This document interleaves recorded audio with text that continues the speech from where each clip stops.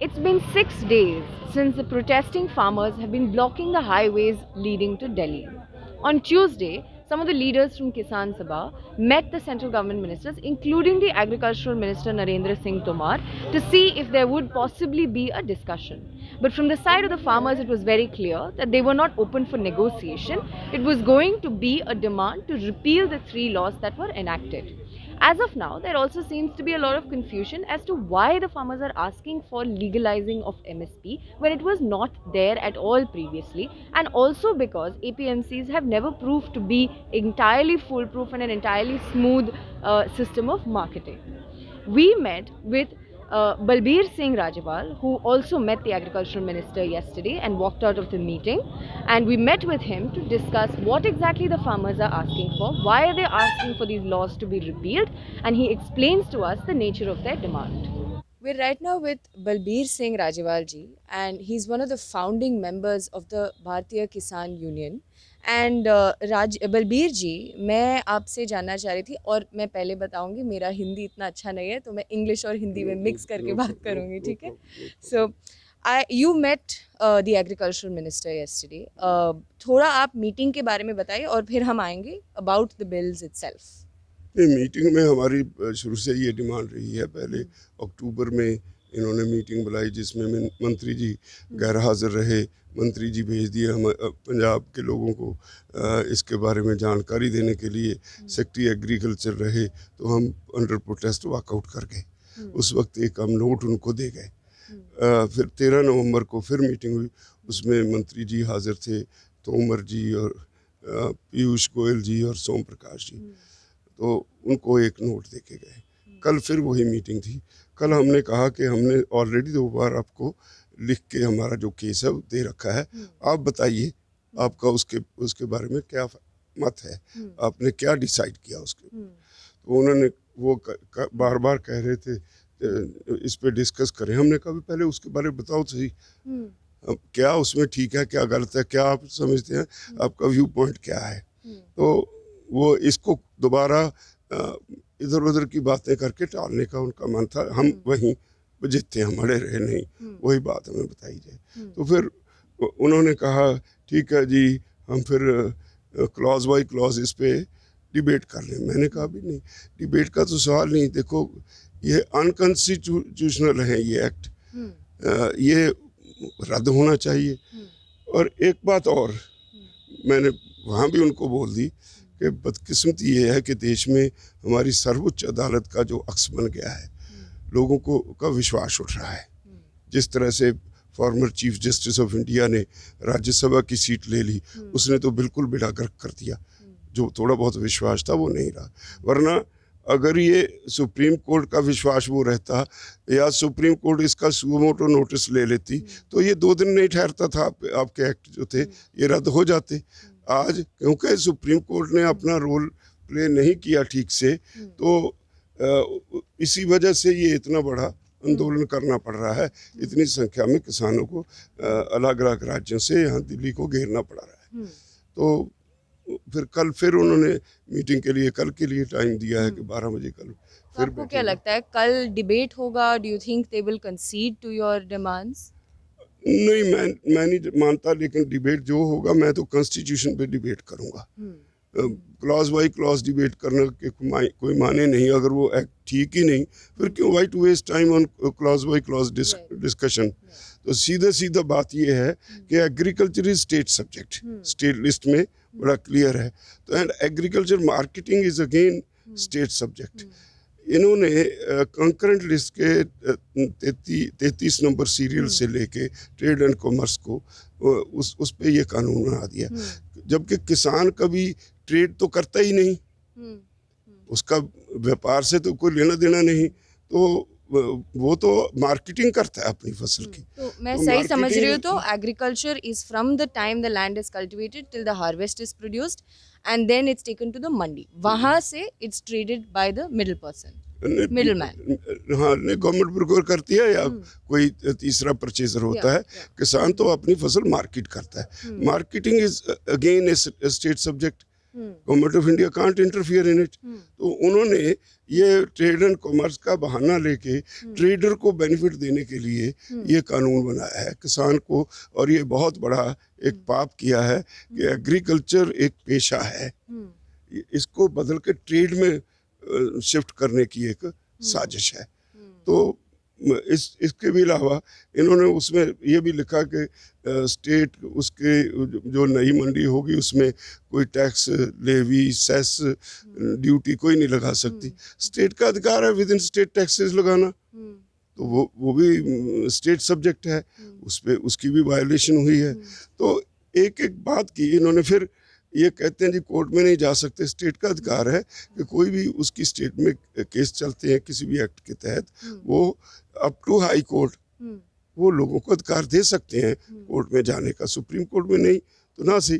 तो ये सारी वायलेशंस के करके उन्होंने जो एक्ट बनाए हैं, इससे सिर्फ किसान ही नहीं, टोटल मार्केट जो है डिस्टॉर्ट हो जाएगी।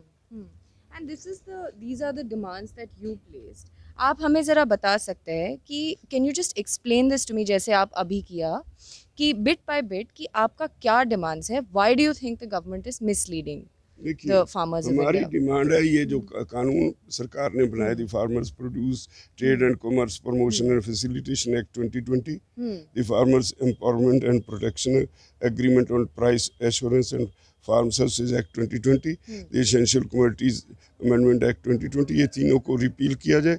The commission on air quality management in national capital region and adjoining areas ordinance है, इसको भी वापस लिया जाए। एक ऑर्डिनेंस इन्होंने किया था, वो उसकी म्याद तो ख़त्म होगी, लेकिन वो रखे बैठे इलेक्ट्रिसिटी अमेंडमेंट एक्ट, ये हमने कहा इनको वापस लिया जाए। और हाँ, रिपील ऑल दीज एक्ट्स। तो इसमें सरकार कहती है कि हमने किसानों के भले की बात की है। हमारा कहना है कि कौन सी किसान ऑर्गेनाइजेशन है या कौन से किसान हैं जिन्होंने अभी तक इसको किसान ने डिमांड की थी कि हमारा भला किया जाए। किसानों ने डिमांड की नहीं, आपको भला करने की चिंता कहाँ से होगी।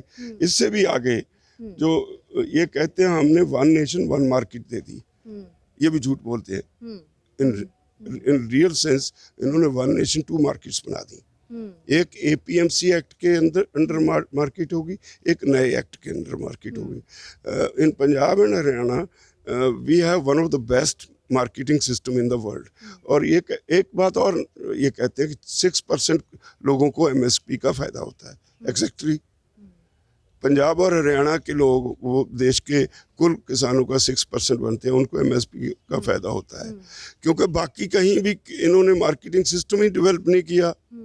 तो हमने कहा आप, एक गलती तो आपकी है, हम तो बड़ी देर से कह रहे हैं कि हमारे दूसरे स्टेटों के भाइयों के लिए कम से कम 48,000 मार्केट्स बनाओ ऐसी ही, तो वो आपने बनाई नहीं। जो बनी है उसको भी बर्बाद करने चले हो, 6% को भी बर्बाद करने चले हो, ये कहाँ का असूल है भाई। तो इससे भी आगे वो जब कहते हैं वन नेशन वन मार्केट, तो हमारा सवाल है कि 1974 जोनल रिस्ट्रिक्शंस हुआ करती थी फूड ग्रेन्स पे, हम अपनी फसल एक स्टेट से दूसरी स्टेट में नहीं ले जाया। हमने उस वक्त, मैं वन ऑफ दोज पीपल जिन्होंने उस वक्त इसकी एक एजिटेशन चलाई। हम 5 किलो गेहूं सर पे रख के पंजाब से हिमाचल के बॉर्डर को क्रॉस करते थे। हमें अरेस्ट करके पुलिस वीट स्मगलिंग का केस बनाती थी, तो वो कोर्ट से हमें 40 दिन कैद हो जाया करती थी। 1450 किसान पंजाब के जेल गए इस केस में। और उन्हीं दिनों जस्टिस कुलदीप सिंह, जो सुप्रीम कोर्ट से रिटायर हो चुके हैं, वो बार एट लॉ करके उन्होंने पंजाब हरियाणा हाई कोर्ट में प्रैक्टिस शुरू की थी। और उसी वक्त हमने एक रिट डाल दी उनके थ्रू। तो हाई कोर्ट ने 1976 नवंबर में एक फैसला दे दिया कि किसान जो मिट्टी में मिट्टी होके पैदा करता है, सरकार को कोई अधिकार नहीं को उस पर किसी तरह की कोई पाबंदी लगाए। वो अपनी फसल जहाँ चाहे, जब चाहे, जितनी चाहे सारे देश में बेच सकता है। और आप उसको स्टॉकिस्ट भी नहीं कह सकते, क्योंकि वो खुद मेहनत करके पैदा करता है। तो फैसला हो गया, क्लियर हो गया। That was also already one nation, already था। हाँ। और फिर 1977 में जब जनता पार्टी की सरकार आई, पार्लियामेंट ने पहला रेजोल्यूशन ये किया कि सारे देश का एक जोन होगा। तो उस वक्त से हम पूछ रहे हैं इन लोगों को कि पंजाब में बिहार से मक्का आके बिकता है, कोई पाबंदी नहीं। बिहार से इस साल लार्ज स्केल पे बिहार और यूपी से पैडी पंजाब और हरियाणा की मंडियों में आके बिकी, कोई पाबंदी नहीं। पंजाब के किसान आज़ादपुर मंडी तक, पंजाब, हिमाचल, हरियाणा, राजस्थान के किसान जहाँ तक उनकी पहुँच है, यहाँ आज़ादपुर मंडी में सब्जियाँ बेचते हैं, फल बेचते हैं, कोई पाबंदी नहीं। फल देश में कहीं भी बेचते हैं, कोई पाबंदी नहीं। पोटैटो ग्रोवर्स जो हैं पंजाब के बड़े बड़े, उन्होंने साउथ में अपने कोल्ड स्टोर बना रखे हैं, वो वहाँ जाके स्टोर करते हैं, धीरे धीरे बेचते हैं, कोई पाबंदी नहीं। केरला, तमिलनाडु साइड में कहीं भी बेचते हैं। और महाराष्ट्र से प्याज, संतरा और केला सारे देश में बिकता है, कोई पाबंदी नहीं। तो आपने क्या नया क्या किया है? हाँ, ये किया है आपने, एक की बजाय दो मंडियां बना दी। एक मंडी है जो रेगुलेटेड मार्केट है, एक एक्ट के तहत, उसमें जो आदमी काम करता है उसको एक एक्ट के तहत पहले लाइसेंस लेना पड़ता है, उसकी रिटर्न्स भरता है, उसकी जवाबदेही होती है, वो सारा जो मार्केट में ऑपरेशन होता है उसको डील करता है। जो आपने बना दी उसके लिए कोई लाइसेंस की ज़रूरत नहीं, उसके पास आधार कार्ड हो, पैन कार्ड हो, किसी से भी 5 गांव की फर्ज कर लो, वो गेहूं खरीद के ले गया, बाद में वो पैसे नहीं देता, आपने पाबंदी लगा दी, उसके खिलाफ कोर्ट में नहीं जा सकते, एसडीएम के पास जाओगे। और एसडीएम पे ये एम्पावरमेंट एक्ट के हिसाब से एसडीएम के पास भी नहीं, इसी एक्ट में है वो, एसडीएम के पास भी कोई पावर नहीं। एसडीएम एक रिकंसिलिएशन बोर्ड बनाएगा, वो उसका फैसला करेगा, समझौता कराएगा, और अगर उससे तसल्ली नहीं होती तो डिप्टी कमिश्नर के पास जाएगा, वो अपना एक रिकंसिलिएशन बोर्ड बनाएगा, वो समझौता कराएगा। अगर वो समझौता जब होगा तो एक तरफ एक कॉर्पोरेट, दूसरी तरफ एक 2 एकड़ का किसान, कौन पूछेगा उसको? तो फिर आप कोर्ट में जा ही नहीं सकते। तो ये कहाँ का न्याय है? वो तो करोड़ों रुपया लेके भाग गया। तो एक सवाल जो लोगों के पास है अभी एमएसपी के ऊपर है, बोल रहे हैं कि as per the government there has been no talk of no MSP, they are still saying that there will be MSP and there was no legal binding to MSP earlier, so why is that now farmers are asking to be that the MSP be legally bound? That is one question that has come across in a lot of debates right now. वो आप जरा बता सकते हैं MSP के बारे में? MSP की बात जहाँ तक है वो हम समझते हैं, एमएसपी का झगड़ा नहीं। MSP without state procurement means nothing. मक्का का एमएसपी 1850 रुपये है, और कहीं भी हमें बिहार से आ जाए फिर तो और नुकसान होता है। इस साल ही 1850 के मुकाबले 700 से 900 रुपए से ज़्यादा किसानों को नहीं मिले, तो क्योंकि सरकार खरीदती नहीं, तो उस एमएसपी का क्या फ़ायदा? इसी तरह हम दाल और एडिबल ऑयल इंपोर्ट करते हैं। दालों का, मूंग की दाल है, उसका रेट जो है वो 6000 के नज़दीक है पर क्विंटल। मैं बेचता हूँ तो मेरे सरकार खरीदती नहीं, 2700 रुपये पर क्विंटल मिलता है। इसी तरह ये जो सूरजमुखी है वो उसकी एमएसपी 7800 रुपये है, मैं बेचता हूँ 3700 में बिकता है। तो उस एमएसपी का क्या फ़ायदा जो मुझे जिसको सरकार खरीदे ही ना और वो इम्प्लीमेंट ही ना हो। इसीलिए हम कहते हैं कि एमएसपी को एक तो लीगल राइट बनाओ, अगर फिक्स करते तो लीगल राइट हो। दूसरा, हम समझते हैं कि जिस ढंग से ये कहते हैं एमएसपी रहेगी 2-3 साल। वही ये एक सवाल है, जब ऑल्टरनेट मार्केट आ रहा है, how does it affect the MSP? वही मैं कह रहा हूँ। देखिए, इन्होंने कह दिया वो टैक्स फ्री मार्केट है। दो तरह के काम होगा। एक एपीएमसी एक्ट के अंदर जो मार्केट है वहाँ 8.5% टैक्सेस हैं। जो बाहर खरीदेगा, जो इन्होंने बनाई, उसमें वो टैक्स फ्री है। 1925 इस बार एमएसपी है गेहूं की, उस पर 164 रुपये टैक्स हो गए। वो बाहर के जो कॉरपोरेट्स हैं उनको तो 164 रुपये का बेनिफिट हो गया, तो हमें 64 रुपये देंगे एक्स्ट्रा। और इनका जो कॉरपोरेट्स हैं उनका एक कल्चर है, वो कहीं भी कोई काम शुरू करते हैं अपने कंपटीटर्स को ख़त्म करने के लिए एक बजट रखते हैं, लेकिन यहाँ तो बजट सरकार नहीं दे दिया उनको।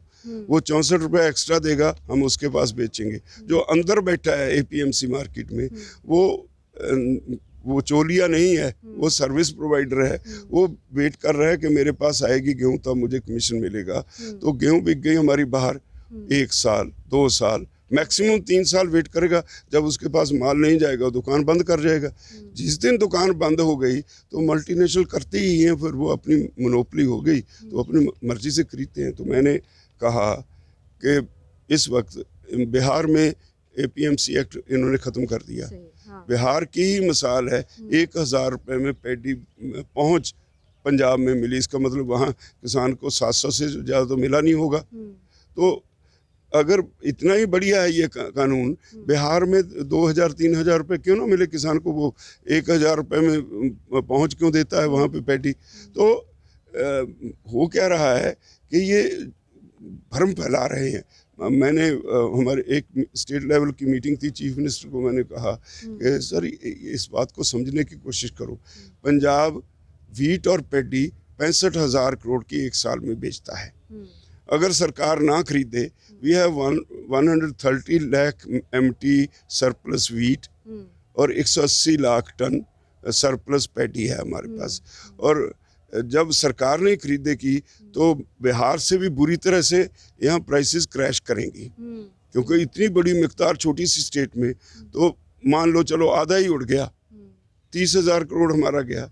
किसान तो ठीक है, कोई बात नहीं, वो तो मरेगा ही, इसमें कोई दो राय नहीं। लेकिन 30,000 करोड़ बाजार का भी तो गया, बाजार भी डूब जाएगा। इसका आपके पास इसका सिर्फ किसान पे नहीं असर होगा। 50,000 48,000 आड़ती हैं, उनका काम जाएगा।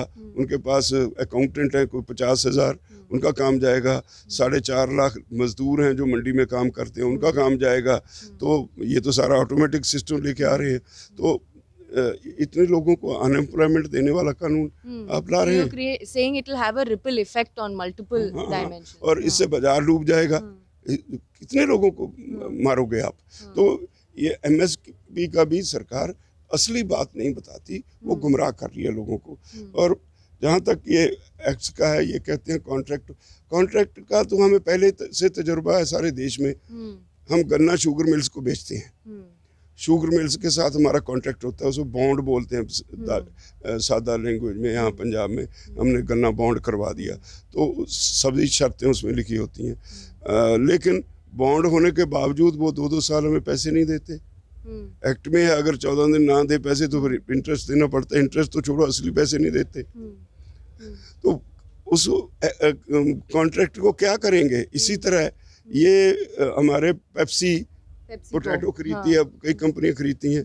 जब सरप्लस होता है तो फिर तो वो कहते हैं देखो जी इसका साइज छोटा है, इसका बड़ा है, ये नहीं हम खरीदेंगे, नखरा। जब कम प्रोडक्शन हो फिर वो कहते हैं ले आओ जो लाना है। तो इसी तरह इन्होंने उसमें एक क्लॉज डाल दी जिसमें इन्होंने लिखा है कॉन्ट्रैक्ट में, as per section 4, in the name of quality grade standards for pesticide residue, food safety standards, इस नाम पे कभी भी एग्रीमेंट तोड़ सकते हैं। तो एग्रीमेंट तोड़ देंगे तो फिर इसमें और मजेदार बात है। तो I'll just read this out to our as per section 4(3) of the Farmers Empowerment and Protection Agreement on Price Assurance and Farm Services Act 2020, in the name of quality grade and standards for pesticide residue, food safety standards, the farmers falls into the trap of corporates. They behave as per the demand and supply in the market.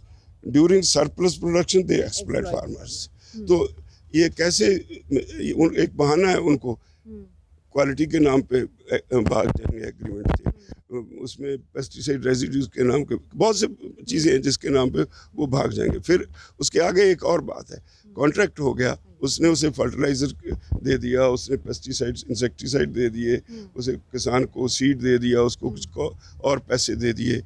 तो अगर contract टूट गया तो किसान से पैसे वसूलने हैं जो उसने एडवांस किए, तो वो जाएगा SDM के पास।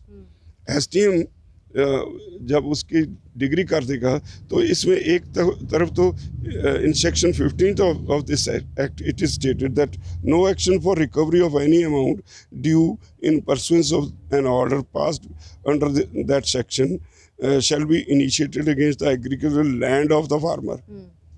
दूसरी तरफ, but in section 4(7) of this act says that the amount payable under any order by the subdivisional authority or an appellate authority, as the case may be recovered as arrears of land revenue. Arrears of land revenue पे तो जमीन की कुर्की होगी, वो कहते नहीं कर सकते। ये तो एक छोटी सी लाइन ये भी डाल दी कि एरियर्स ऑफ लैंड रेवेन्यू पे कुर्की हो सकेगी। और एक बात है, और एक ये कहते हैं कि प्रधानमंत्री जी बहुत शोर मचाते हैं, बिचौलिया बिचौलिया बिचौलिया, हमने बिचौलिया निकाल दिया। तो मैंने मंत्रियों से पूछा कि दरअसल आपके सर पे बिचौलिया चढ़ा है, डिफेंस के सौदे होते हैं बिचौलिया होता है, कोई इंपोर्ट एक्सपोर्ट के सौदे होते हैं बिचौलिया होता है, भारत सरकार का किसी डिपार्टमेंट का कोई भी सौदा हो बिचौलिया होता है, तो इनके सर पे बिचौलिया चढ़ा है। हम डिफाइन तो करो पंजाब इस फूड ग्रेन में कौन सा बिचौलिया है। हमारे यहाँ मार्केट में कमीशन एजेंट्स हैं, यू कांट कॉल देम बिचौलिया, दे आर सर्विस प्रोवाइडर्स। वो जब हम जाते हैं हमारी ट्रॉली खाली करवाते हैं, उस पर उसकी सफाई करवाते हैं फसल की, उसका भाव लगवाते हैं खरीद एजेंसी से, फिर उसे बैग्स में भर के एजेंसी को ट्रांसफ़र करते हैं, तो बिल बना के पेमेंट लेके किसान को देते हैं। इस सारे प्रोसेस के लिए वो अपना 2.5% कमीशन लेते हैं। अगर वो 1500 रुपये खरीद के 1925 का बिल क्लेम करे, फिर तो वो चोलिया हुआ। 1925 का दाम लगा, 1925 का ही बिल बना, 1925 किसान को दे दिए, तो फिर वो बिचौलिया कहाँ से हो गया। तो ये भी गुमराह किया जा रहा है बिचौलिया बिचौलिया कह के। दरअसल बिचौलिया से डील करने की भारत सरकार को आदत पड़ गई, एक बड़ा बिचौलिया हमारे सर पे बिठाना चाहती है। ये है, बाकी एक्ट सारे जितने भी हैं उसके लिए हमने ये एक लिस्ट दी है बना के कि ये totally unconstitutional है।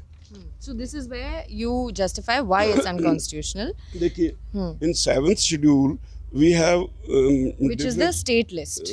State list में नंबर 14 पे लिखा है एग्रीकल्चर स्टेट सब्जेक्ट, 28 नंबर पे लिखा है trade and commerce within state is also state subject, specially trade and commerce in agriculture. और 28 नंबर पे लिखा है markets and fairs, government of India can not interfere in agriculture marketing of the state. तो है क्या, इन्होंने लिया है कंकरेंट लिस्ट से 33 सीरियल नंबर 33 पे जो लिखा है वो है ट्रेड एंड कॉमर्स। किसान तो ट्रेड करता ही नहीं, वो तो मार्केटिंग करता है, अपनी फसल मार्केट में बेचने आता है, तो मार्केटिंग तो स्टेट सब्जेक्ट है। तो स्टेट को अधिकार है टैक्स लगाने का, इन्होंने वो भी बैन कर दिए। सीरियल नंबर 48 पे है टैक्सेस ऑन एग्रीकल्चर इनकम, सारा स्टेट का अधिकार है। बार बार बार बार इन्होंने कॉन्स्टिट्यूशन की वायलेशन किया है। ये कहते हैं कोर्ट में नहीं जा सकते। स्टेट लिस्ट की 65 सीरियल पे लिखा है jurisdiction powers of all courts except supreme court with respect to any of the matters in this list. State कहीं किसी को भी अधिकार दे सकती है कोर्ट में जाने का, अप टू हाई कोर्ट। तो ये कहते हैं वो भी नहीं जा सकते। तो इतनी वायलेशन की गई है ये कानून बनाने के लिए, तीनों कानून ये इंटरकनेक्टेड हैं तीनों। एसेंशियल कमोडिटीज एक्ट खत्म कर दिया। एक प्राइम मिनिस्टर ऑफिस ने चिट्ठी लिखी स्टेट चीफ मिनिस्टर को, मेरे पास उसकी भी कॉपी है। तो उसमें वो लिखते हैं कि अगर हम गेहूं और पैडी ना खरीदें या अपनी ज़रूरत के मुताबिक खरीदें जितना पीडीएस के लिए चाहिए, और बाकी बचे अनाज पे जो मार्केट में बिकेगा, जो घाटा किसान को हो, उसको हम भावांतर स्कीम में कर दें, कंपनसेट कर दें। तो इस पे आपका क्या मत। पंजाब चीफ मिनिस्टर ने कह दिया कि इसमें करप्शन होगी, हम इसके साथ सहमत नहीं। लेकिन मैं सवाल करता हूँ, ये बीजेपी वाले कहते हैं, प्रधानमंत्री जी कहते हैं हमने भावांतर के लिए 1500 करोड़ रख दिया। 1500 करोड़ 23 फसलों के लिए और सारे देश के लिए। पंजाब का शेयर कितना है इसमें? 48 करोड़। 23 फसलों के लिए पंजाब का शेयर 48 करोड़ आएगा। तो जब मार्केट में रेट क्रैश करेंगे, अब की बार क्या हो रहा है कि 1500 से 1600 रुपए से ज़्यादा दाम गेहूं के दूसरी स्टेटों में नहीं मिल रहे। तो पंजाब में अगर 400 रुपये क्विंटल भी कम हो गए, इसका मतलब 130 लाख टन का 520 करोड़ रुपया हो गया। 48 करोड़ तो स्टेट को मिले, एलोकेट हुए हैं। किसको कंपनसेट करोगे? 180 लाख टन धान के लिए कहाँ से बचेंगे पैसे? लास्ट क्वेश्चन बलबीर जी, मैं आपसे पूछना चाह रही हूँ, what is your take on the media coverage जो आपको मिला है इस आंदोलन में? नेशनल कवरेज, लोकल कवरेज के बारे में आप कुछ बताना चाह रहे हो? देखिए, मीडिया कवरेज बहुत मिला है, लेकिन एक प्रॉब्लम है हमारी, वो हर इशू पे हर किसान है रियलिटी क्या है वो एक्सप्लेन नहीं कर सकता। लेकिन ये ज़रूर है मीडिया के लोगों से रिक्वेस्ट कि भाई जो असली तस्वीर है, जो इसके पीछे असली कारण है, वो समझाने के लिए हम अलग से, जैसे आप हैं, हमसे अलग से एक सेशन ले लो, रिकॉर्डिंग कर लो, दिखा दो देश को, दुनिया को पता तो चले कि हम चाहते क्या हैं। ऐसी गैदरिंग्स में बहुत से लोग आ जाते हैं जिनका आंदोलन से कोई लेना देना नहीं, वो अपने पॉलिटिकल मोटिव के लिए भी आते हैं। आज तक हमने इस आंदोलन में किसी पॉलिटिकल पार्टी को स्टेज शेयर नहीं करने दी।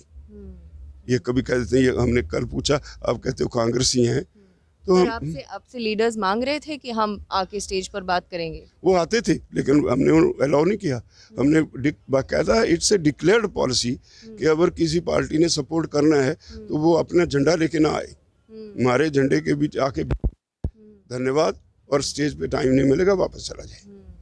ये स्ट्रिक्टली लागू किया गया। बहुत बहुत शुक्रिया बलबीर जी, आपने टाइम लिया और हमसे बात किया, बहुत शुक्रिया। धन्यवाद। This is Nidhi Suresh for news laundry.